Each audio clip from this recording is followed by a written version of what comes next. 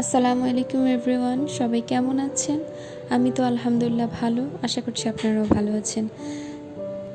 আজকে আপনাদের সাথে শেয়ার করব আমাদের নোয়াখালীর ঐতিহ্যবাহী পাঁচ পিঠার রেসিপি। এর জন্য প্রথমেই পানি গরম করে চালের গুঁড়ো দিয়ে একটা সফট ময়ান তৈরি করে নেওয়া হয়েছে।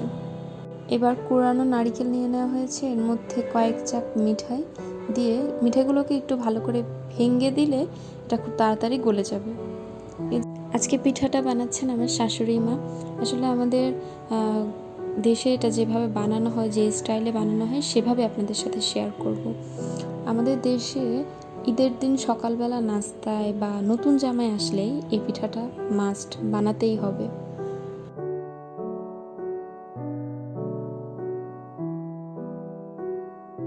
ময়ানটা ঠান্ডা হয়ে গেলে এভাবে ছোট ছোট করে রুটি বানিয়ে নিতে হবে। এবার পুরো পদ্ধতিটাই আপনাদের সাথে একটানা শেয়ার করব, এখান থেকে আমি একদমই কাটবো না। আপনারা দেখলেই বুঝতে পারবেন কিভাবে এই পিঠাটা বানাতে হয়।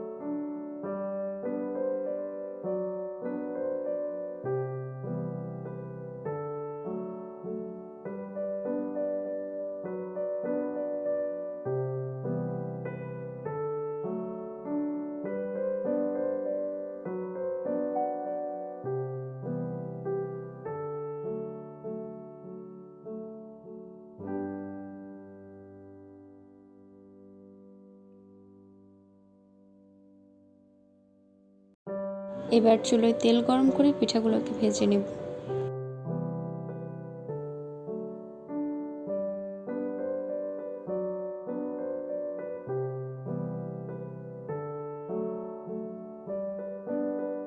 এই পিঠাগুলোকে বেশি দাগ লাগিয়ে ভাজা যাবে না, এভাবে হালকা ভাজি করলেই বেশি মজা হয় খেতে।